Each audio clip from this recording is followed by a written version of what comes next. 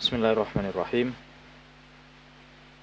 Alhamdulillahi wa kafa wa sallallahu wa sallam wa baraka ala nabiyina Mustafa wa ala alihi wa ashabihi al-mustakmilina syarafa amma ba'd. Ahlan wa sahlan wa marhaban bi al-ikhwah. Alhamdulillah, pada kesempatan yang berbahagia ini kembali kita melanjutkan pembahasan kitab Al-Adhkar min kalami Sayyidil Abrar karya Al-Imam An-Nawawi rahimahullahu ta'ala, di mana pada kesempatan yang berbahagia ini kita melanjutkan pembahasan kita yang lalu,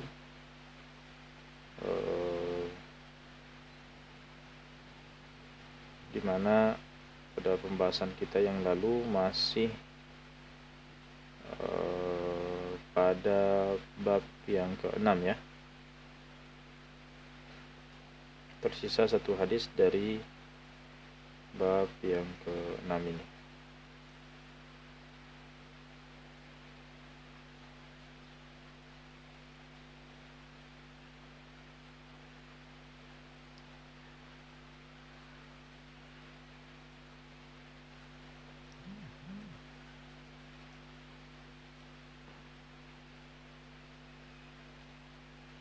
Ya.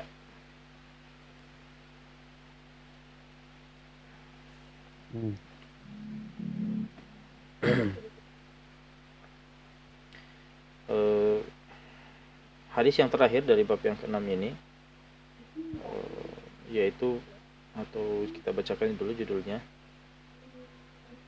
bab yang ke-6, babu kaifiyati libasi thawbi wan na'li wa khal'ihima. Bab tata cara memakai pakaian dan alas kaki dan bagaimana menanggalkannya. Ya.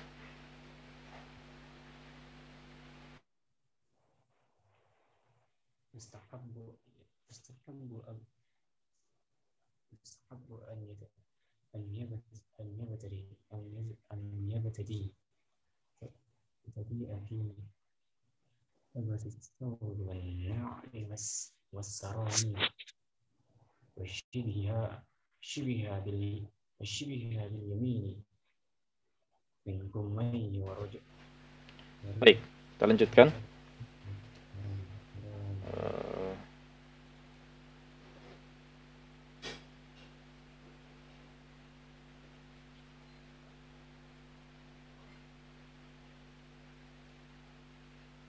Ada yang terbuka mic-nya kalau salah. Coba ditutup bos kalian.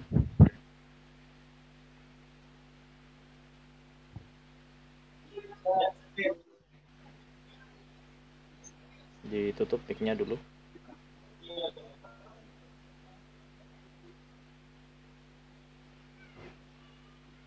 Baik.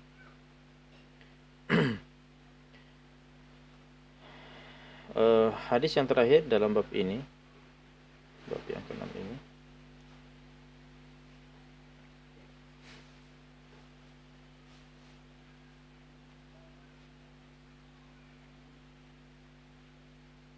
ya, hadis yang ke-54 ya. Hadis yang ke-54. Kata Imam Nawawi rahimahullahu taala, wa rawaina an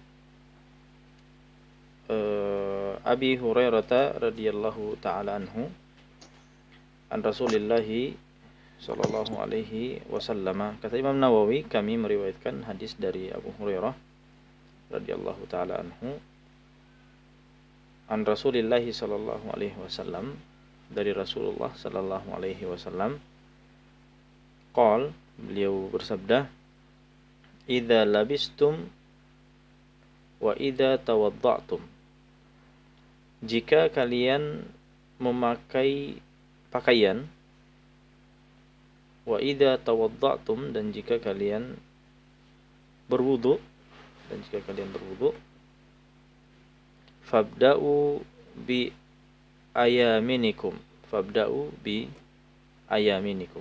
maka mulailah dari bagian yang sebelah kanan.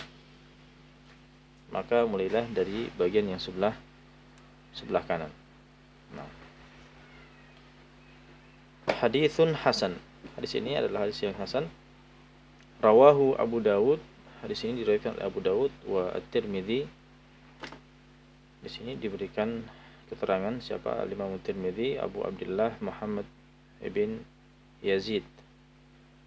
Wa huwa Ibnu Majah. Afwan, ini adalah Ibnu Majah, bukan Tirmidzi. Tirmidzi Muhammad bin Isa. Di sini Abu Abdullah Muhammad bin Yazid. Dan dia adalah Ibnu Majah. Wa Abu Bakrin Ahmad bin Husain Al-Baihaqi, dan juga Al-Imam Al-Baihaqi. Baik.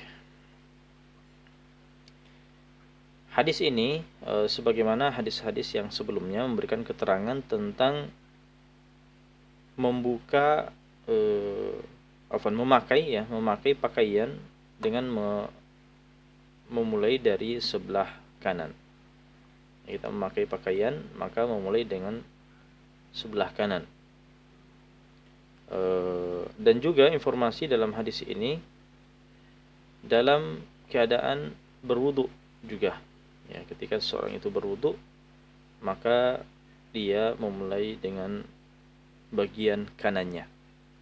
Ya, mulai dengan bagian kanannya.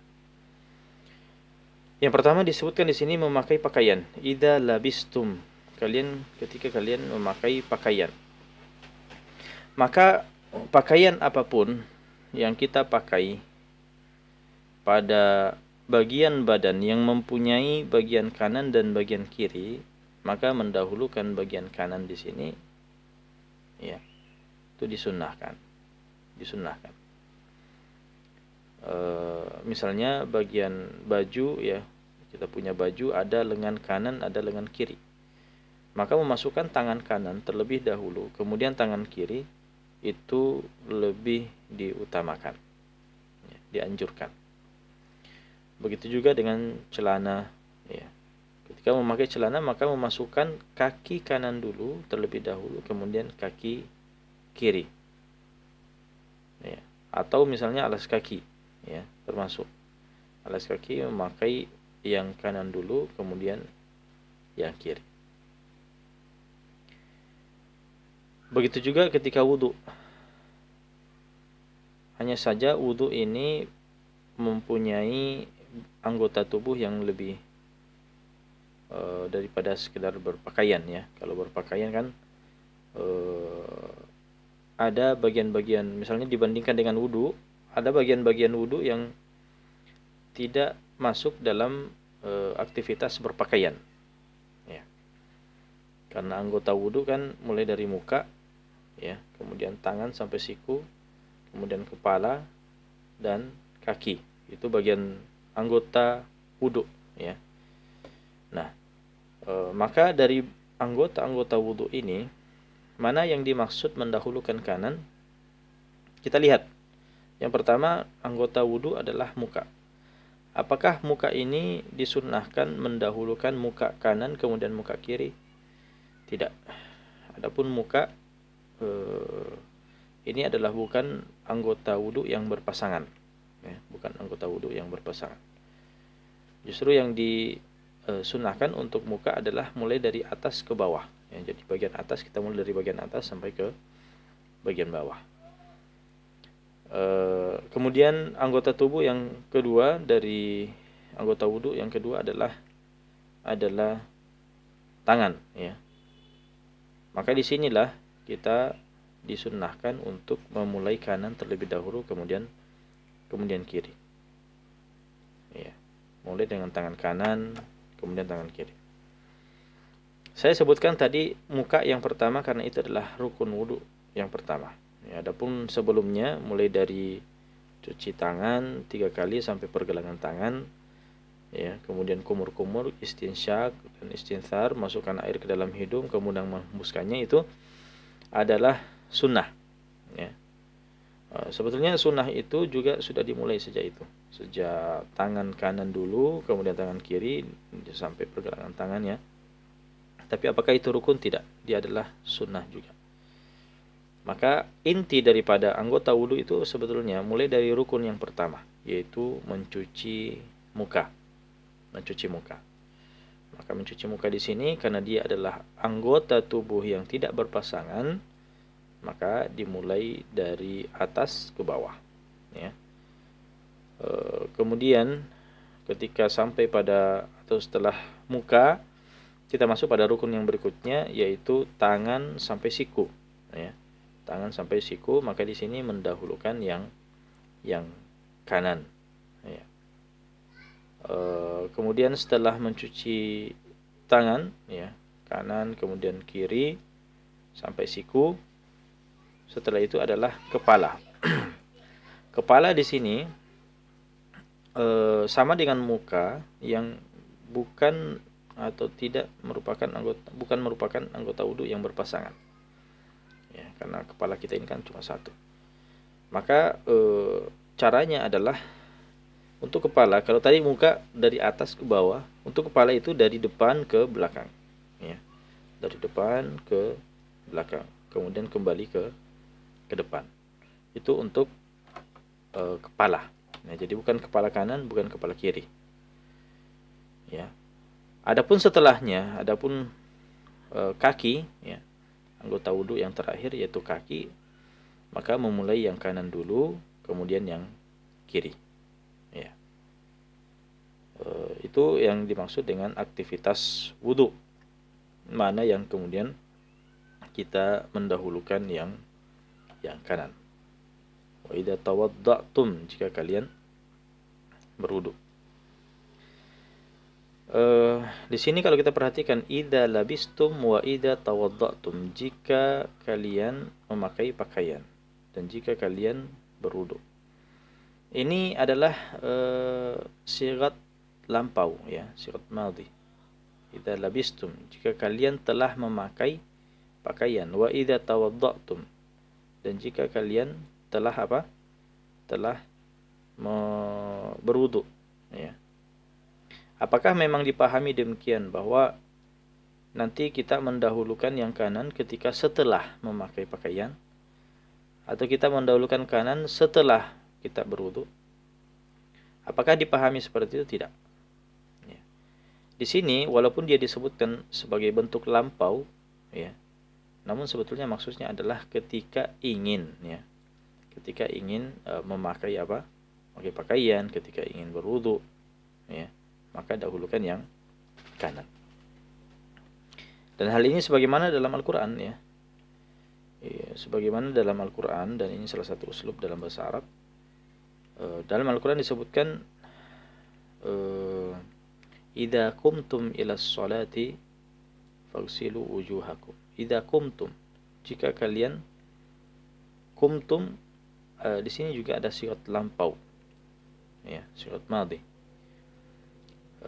Yang maksudnya adalah ketika kalian sudah sholat, idza qumtum ilas sholati, kalian sudah menunaikan sholat. Apakah memang dipahami bahwa wudu itu nanti setelah sholat? Tidak. Ya, maksudnya adalah jika kalian hendak sholat. Nah, maka itu yang dimaksud. Walaupun di sini dengan sigat yang lampau. Kemudian fabda'u bi ayaminikum, bi ayaminikum. Nah, fabda'u, maka mulailah kalian. Ini adalah perintah di sini. Dan perintah hukum asalnya adalah wajib. Ya, hukum asalnya adalah wajib. Namun kenapa tadi kita sudah menyimpulkan bahwa hukum memulai bagian kanan, ya, ketika berpakaian, begitu juga ketika wudu, itu hukumnya sunnah dan tidak wajib. Sedangkan di sini kita lihat fabda'u itu adalah wajib. Ya, fabda'u ini adalah perintah, ya, untuk memulai dari yang kanan. Tapi kenapa sampai kita menyimpulkan bahwa itu adalah sunnah dan tidak mengatakan itu adalah wajib. Ya. Dalilnya adalah hukumnya adalah sunnah dan ini berdasarkan apa? Ijma ulama, ya, kesepakatan atau konsensus ulama. Ijma ulama ini adalah dalil juga, ya. Jadi hukum asal sebuah perintah itu adalah wajib sampai ada dalil yang memalingkan dari wajib itu menjadi sunnah. Nah, sekarang apa yang memalingkan wajib itu menjadi sunnah? Ya. Adalah ijma, ya, kesepakatan konsensus daripada ulama. Dan ijma ini dinukil oleh Ibnu Abdul Bar, kemudian Abdul Walid Al-Baji, kemudian Ibnu Al-Arabi, Ibnu Qudamah, Imam Nawawi, Badruddin Al-Aini. Ya, jadi hampir setiap ulama mazhab ini menukil bahwa hal ini adalah sunnah, ya, sunnah, dan disepakati oleh ulama. Ya. Dari kalangan Malikiyah di sini ya Ibnu Abdul Bar, Abdul Walid Al-Baji, termasuk Ibnu Al-Arabi, ini semua ulama Malikiyah. Kalau dari ulama Hanafi ini ada Badruddin Al-Aini mengatakan bahwa itu adalah ijma. Dari kalangan Syafi'i ada Imam Nawawi, dan dari kalangan Hanabilah ada Ibnu Qudamah Al-Maqdisi. Baik. Dalil yang lain menunjukkan bahwa mendahulukan yang kanan itu adalah sunnah, ya, ketika wudu adalah hadis Ibnu Abbas radhiyallahu taala anhu yang diriwayatkan oleh Imam Bukhari rahimahullahu taala. Bahwasanya Ibnu Abbas pernah berwudu, ya, faghasala wajahahu, dan beliau mencuci wajahnya. Akhadha ghurfatan min ma'in, dan beliau mengambil seteguk air, famat madha biha wastansyak, beliau berkumur-kumur dengannya dan apa? Dan istinsyak, ya, memasukkan air ke dalam hidung. Ya, tentunya dengan mengeluarkannya juga, istinthar. Tsumma akhadha ghurfatan min ma'in, kemudian beliau mengambil air baru lagi, faja'ala bihima hakadha, ya, dan beliau melakukan hal yang seperti ini. Bagaimana itu? Adhafaha ila yadihi al-ukhra, ya, dia mengambil tangannya yang lain, faghasala bihima wajahahu, dan mencuci mukanya. Tsumma akhadha ghurfatan min ma'in, tolong dimatikan mic-nya yang lain. Faghasala bihima wajahahu, thumma akhadha ghurfatan min ma'in, kemudian mengambil air yang baru, faghasala biha yadahul yumna. Di sini syahidnya di sini bahwa beliau memulai dengan tangannya yang kanan. Thumma akhadha ghurfatan min ma, kemudian mengambil seteguk air lagi, faghasala biha yadahul yusra, kemudian baru mencuci tangan yang kiri. Ya. Begitu juga dengan kakinya, ya, di sini disebutkan tsumma akhadha ghurfatan min ma, mengambil air dari air yang baru, farasya ala rijlihil yumna hatta ghasalaha, ya, beliau memercik kaki kanannya dulu kemudian mencucinya, ambil air lagi, kemudian begitu juga dengan kaki kirinya. Dan beliau mengatakan bahwa hakadza ra'aitu Rasulullah sallallahu alaihi wasallam tawaddaa, begitulah saya melihat Rasulullah sallallahu alaihi wasallam wudu. Nah, dan ini adalah marfu, ini adalah mauquf, ini adalah perbuatan daripada sahabat Ibnu Abbas radhiyallahu taala anhu. Namun beliau menyandarkannya kepada Rasulullah sallallahu alaihi wasallam, maka hukumnya adalah marfu. Ya. Nah, walaupun dia adalah perbuatan sahabat, tapi ini adalah disandarkan kepada Rasulullah sallallahu alaihi wasallam. Baik. Tentunya dikecualikan, ya, di beberapa keadaan yang memang seorang itu kadang atau dikatakan justru yang sunnah baginya adalah sebaliknya, ya, mendahulukan kirinya, ya, di beberapa keadaan saja, ya, dan orang-orang khusus saja. Misalnya orang yang memang tidak punya tangan kanan, ya, tidak punya kaki kanan, maka tidak ada cara lain kecuali dengan mendahulukan tangan kiri, ya. Misalnya tangan kanannya memang terputus dan tidak ada lagi yang wajib untuk apa? Untuk dibasuh di tangan kanannya. Ya, kecuali kalau masih ada ya, masih ada sebagian, maka ya sisanya itu ya dia tetap mencuci ya sisa tangan yang wajib dibasuh itu. Ya, misalnya jika potongannya itu masih di bawah daripada siku. Ya, beda halnya kalau misalnya potongan tangannya itu sudah di atas siku. Nah, maka ini tidak wajib sekarang. Maka yang wajib adalah tangan kirinya saja. Ya, tangan kirinya. Baik. Begitu juga dengan kaki. Kaki yang wajib adalah sampai mata kaki.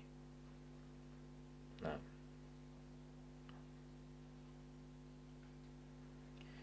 Baik. Kata Imam Nawawi, wa fil babi ahaditsu katsiratun. Ya, jadi dalam masalah ini, dalam bab ini tentang memakai pakaian, mendahulukan yang kanan, begitu juga dengan menanggalkannya, mendahulukan yang kiri. Banyak hadis-hadis yang berkenaan dengan hal ini. Namun apa yang telah kita sebutkan itu sudah cukup, ya. Wallahu a'lam. Baik, berikutnya adalah bab yang ke-7. Ya. Bab yang ke-7.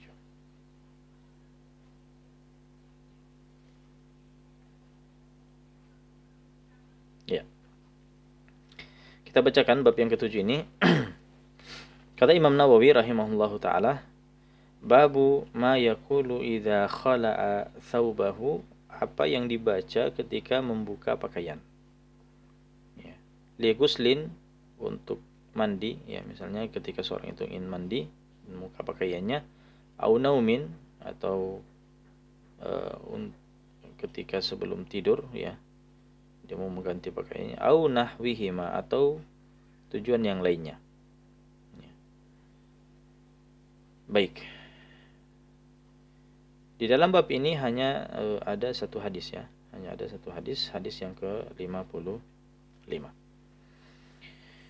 Kata Imam Nawawi rahimahullahu taala, rawaina fi kitab Ibnu Sunni. Kami meriwayatkan hadis dalam kitab Ibnu Sunni. An Anasin radhiyallahu taala anhu, dari sahabat Anas radhiyallahu taala anhu, beliau mengatakan, qala Rasulullah sallallahu alaihi wasallam, Rasulullah sallallahu alaihi wasallam bersabda, satru ma baina a'yunil jin wa awrati bani Adam. Satru ma baina a'yunil jin wa awrati bani Adam. Penghalang atau penutup dari pandangan jin, ya, jadi penutup atau ya yang menutupi antara pandangan jin dengan aurat bani Adam, aurat manusia. Apa yang menghalangi antara pandangan jin dengan aurat manusia adalah an yaqular rajulu, yaitu seorang itu membaca, an yaqular rajulul muslimu, seorang muslim itu membaca apa? Idza arada yatrah, ya, ketika dia mau menanggalkan pakaiannya. Yatrah thiyabahu. Apa bacaannya? Bacaannya adalah bismillahilladzi la ilaha illahu. Bismillahilladzi la ilaha illahu. Dengan nama Allah alladzi, yang la ilaha, yang tidak ada ilah berhak disembah, illahu, kecuali dia. Nah. Baik. Hadis ini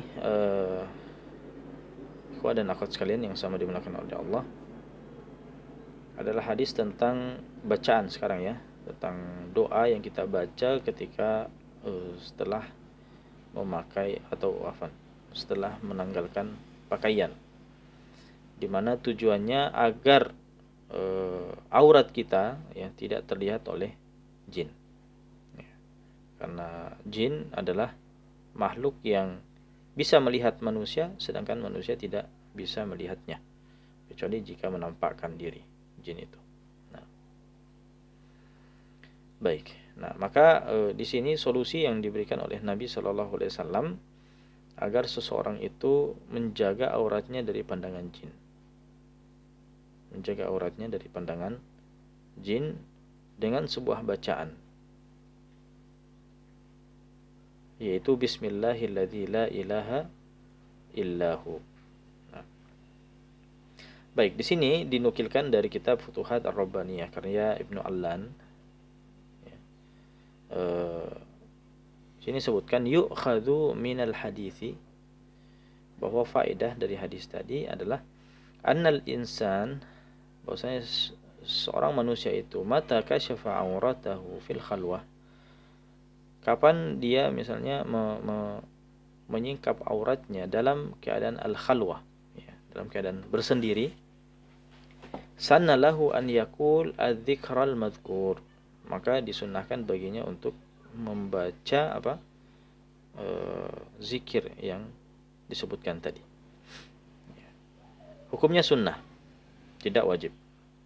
Hukumnya sunnah, tidak wajib. Nah, dan di sini disebutkan al-khalwah. Al-khalwah artinya dalam keadaan sendiri, ya, dalam keadaan sendiri.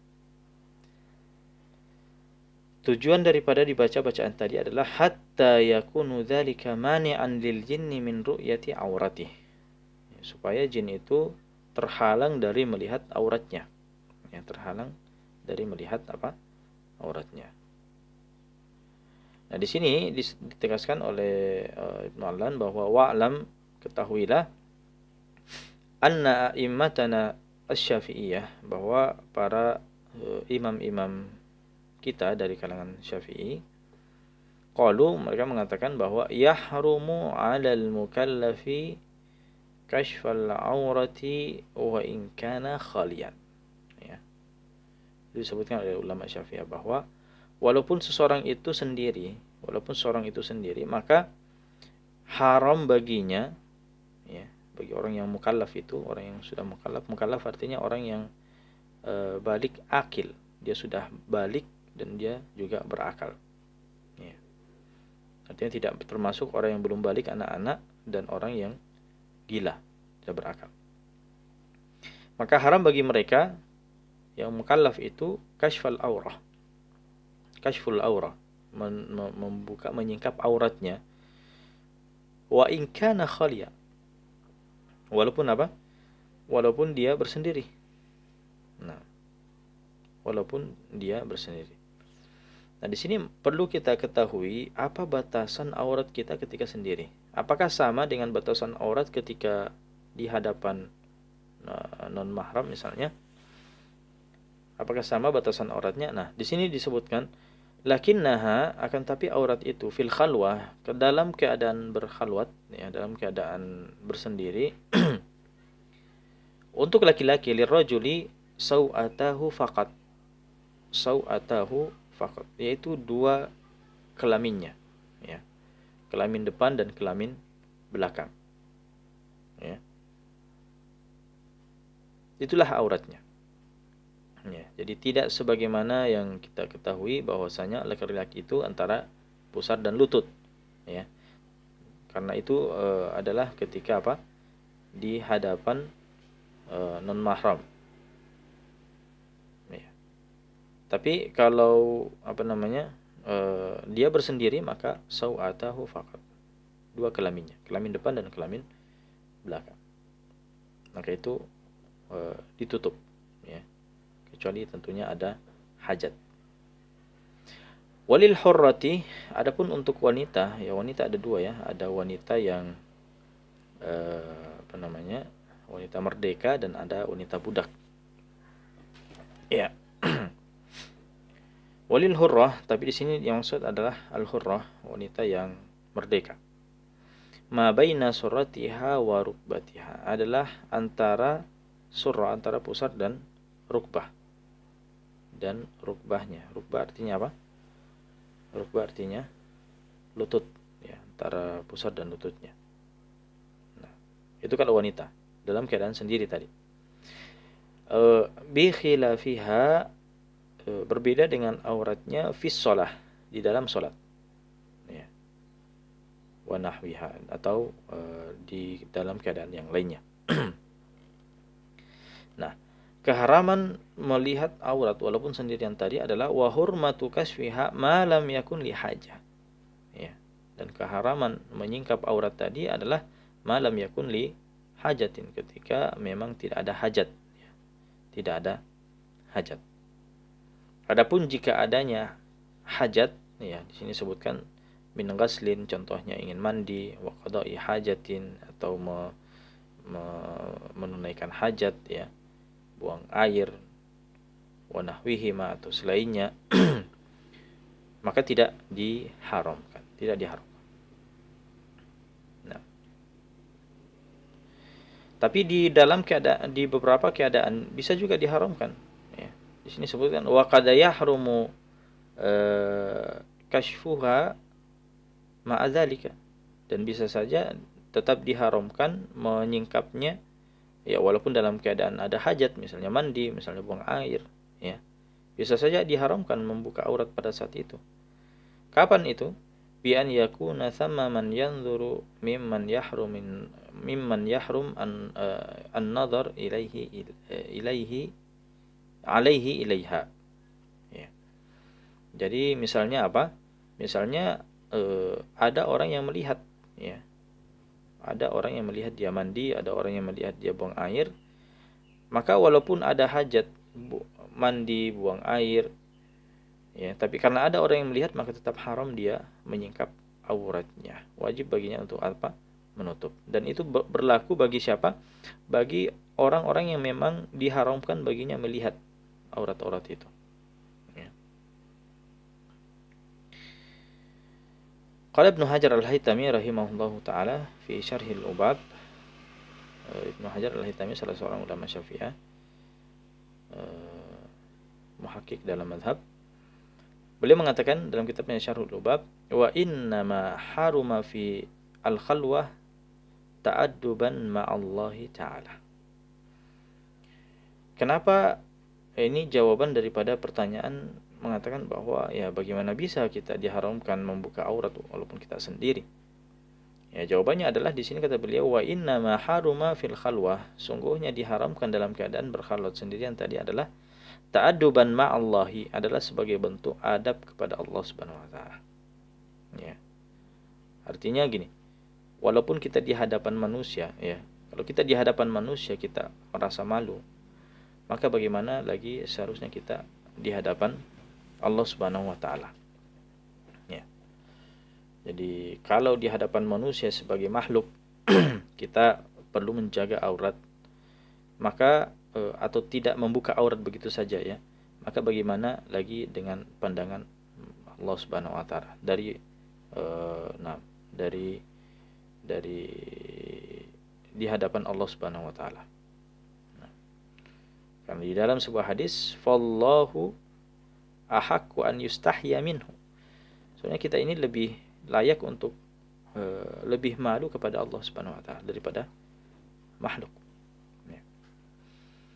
Nah, maka disebutkan ta'adduban ma'allah. Ya, sebetulnya Allah Maha melihat, ya.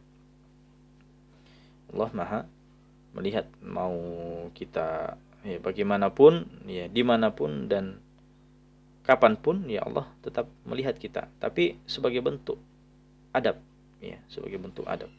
Ya, karena di hadapan makhluk saja kita menjaga aurat itu agar tidak terbuka, ya, maka bagaimana lagi dengan Allah yang zat yang kita lebih layak untuk malu kepadanya. Begitu juga dalam sebuah wa aurada annahu la yakhfa alaihi syai' wa la yastur an basarihi satir. Begitu juga dalam dalil-dalil yang lain disebutkan bahwa tidak tidak luput darinya sesuatu pun ya dari Allah Subhanahu wa taala. Wala yastur an basarihi satir. Dan begitu juga tidak menghalangi ya pandangan Allah Subhanahu wa taala kepada makhluknya. Itu tidak ada yang menghalangi sebenarnya. Maka di sini sebutkan fayastawi bin nisbati ilaihi ta'ala wujud satir wa adami. Maka sama saja sebetulnya. Kita mau pakai pakaian atau tidak ya, itu tetap dilihat oleh Allah Subhanahu wa taala. Nah, kalau ada yang mengatakan seperti itu ya, kenapa harus ditutup ya, padahal sama saja kan. Allah Subhanahu wa taala Maha melihat. Ya, kita mau pakai pakaian atau tidak ya tetap dilihat oleh Allah. Nah, sekiranya ada yang mengatakan seperti itu, maka maka jawabannya adalah bi annahu ta'ala wa in kana alimah.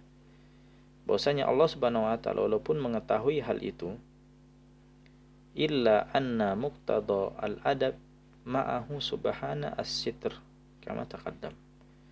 Ya, hanya saja ya walaupun Allah Subhanahu wa taala seperti itu ya, bahwa mengetahui segalanya, melihat segalanya, mau ditutupi atau tidak ditutupi. Akan tetapi anna muqtada al-adab, tapi termasuk adab ya, termasuk adab sebagai seorang hamba kepada Allah Subhanahu wa taala adalah tetap menutup ya. Sebab di hadapan makhluk saja kita tidak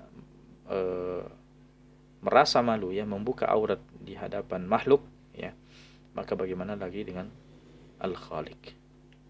Nah,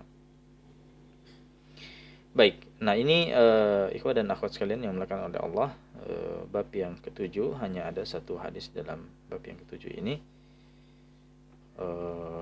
Adapun bab yang kedelapan di sini bab ma yaqulu hala khurujihi min baitihi, apa yang dibaca setelah keluar rumah. Mungkin ini adalah pembahasan kita terakhir kitab Al-Adhkar ya, di Ta'lim Senin sore Poltek ini, dimana insyaallah pada pertemuan yang selanjutnya, ini informasi dari kami bahwa pada pertemuan yang selanjutnya Senin depan insyaallah tanggal berapa?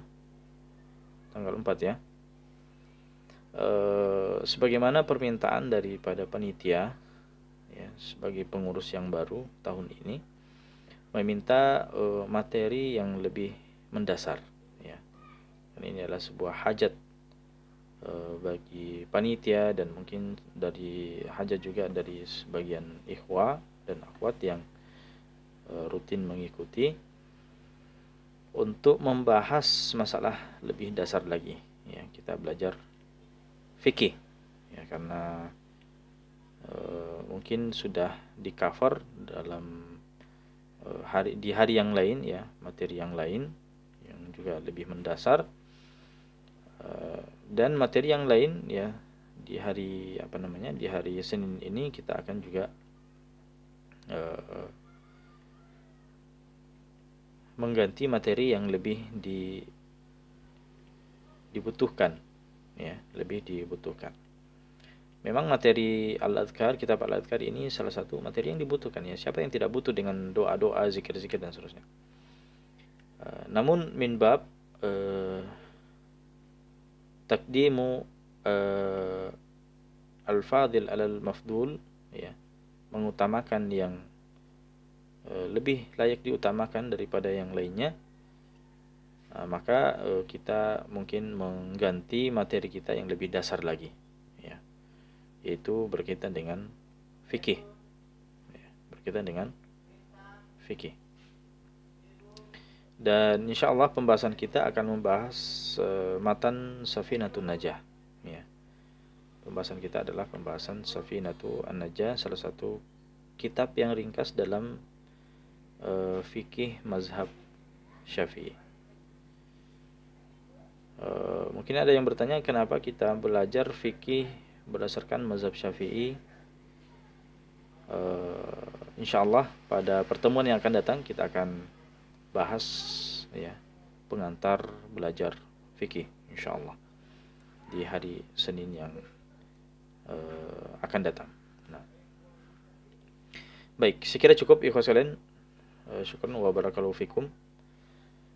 Ini sekedar informasi saja, dan sisa waktu kita manfaatkan untuk tanya jawab. Nah, silakan ikhwah dan akhwat sekalian yang ingin bertanya, tafadhol.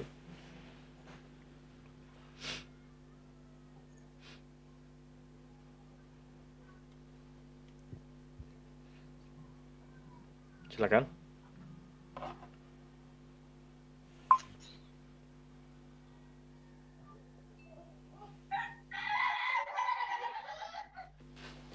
Silakan, yang punya pertanyaan langsung saja dibuka mic-nya.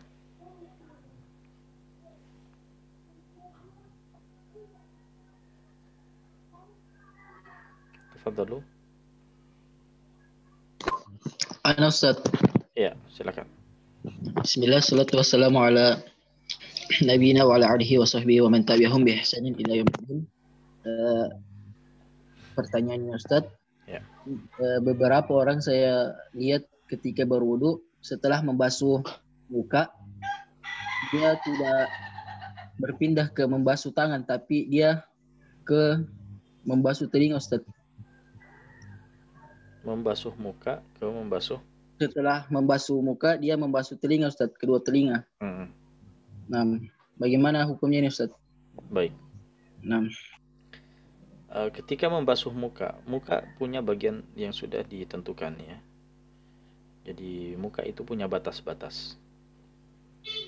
Dan batasan telinga di sini ya, ada perbincangan di kalangan para ulama. Ada yang memasukkan diantaranya adalah bagian telinga, ya, bagian telinga. Belum lagi diantara atau yang perkara yang disepakati oleh para ulama bahwa di dalam wudu boleh melebihkan basuhan, ya, melebihi dari kadar yang wajib, ya, melebihi dari kadar yang wajib. Itu berangkat dari hadis tentang keutamaan orang yang bahwasanya bekas daripada wudu seseorang itu di hari kiamat akan bersinar, ya, akan menjadi ciri daripada seorang mukmin itu adalah dia akan bersinar, anggota wudunya akan bersinar di hari kiamat. Makanya kata Abu Hurairah radhiyallahu taala anhu, faman yastati minkum an yutila ghurratahu falyaf'al. Ya. Kata Nabi SAW sebelumnya, inna qaumi ya'tuna yaumal qiyamati gurran muhajjalina, ya, ya'tuna gurran muhajjalina yaumal qiyamah. Umatku ini datang dengan gurran muhajjalin, dengan anggota wudu yang bersinar, ya, min athari al-wudu, disebabkan karena bekas daripada wudu.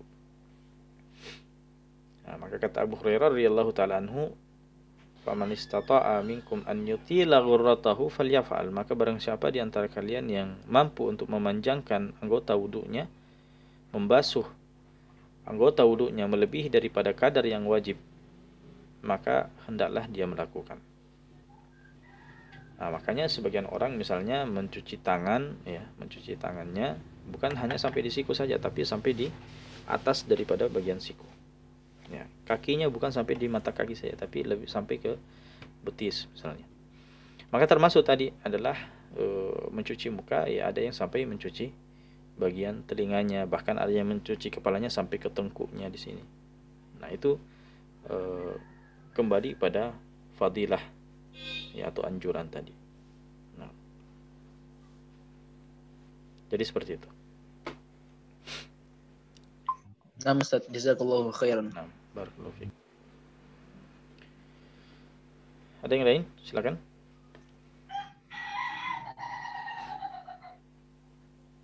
Silakan yang lainnya.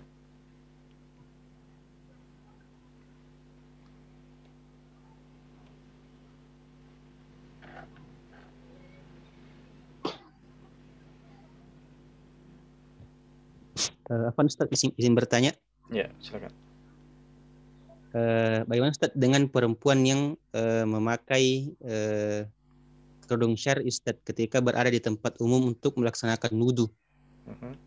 Bagaimana ketika ingin membasahi kepalanya Ustaz? Ya,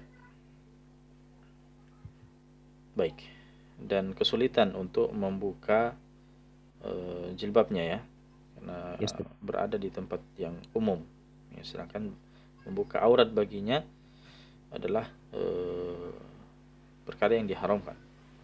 Baik, caranya adalah dia bisa menyelipkan tangannya agar bisa membasahi sebagian daripada kepalanya. Ya. Dalam mazhab Syafi'i, yang wajib adalah sebagian kepala. Sunnahnya keseluruhan. Ya.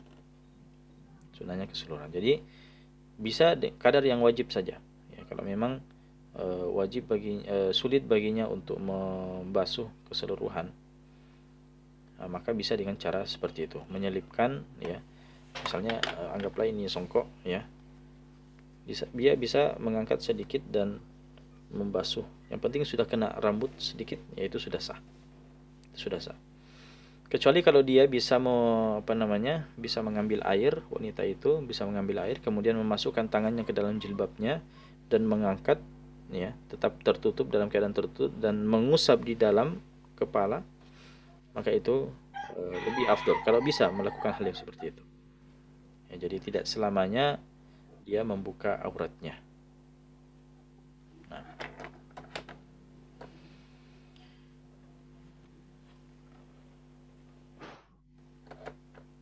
Ada yang lain?